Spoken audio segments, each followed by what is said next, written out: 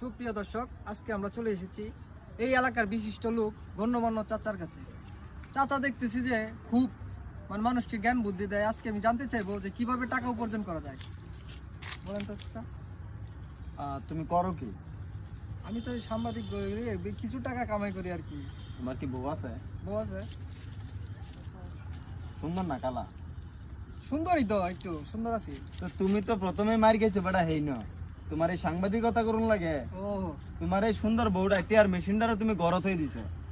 কিভাবে টাকা কেমনে উন্নতি করবা? তোমরা তো যুব সমাজের আবর্জনা। একটা ধারণা দেন কিভাবে টাকা ইনকাম করবো। তোমার বউডারে অন্য সময় আছে টিকটকে লাগাই দাও, ভিডিওত লাগাই দাও, আর অন্যটা ভালো অ্যাঙ্গেলে মেঙ্গেলে দিবার কেউ তাহলে ভিডিও দেখবে একটা মিলিয়ন টিলিয়ন হিট করবে। অ্যাঙ্গেল ট্যাঙ্গেল তো বুঝে না, না টিকটক তো হালকা করে কিন্তু অ্যাঙ্গেল তো বুঝে না।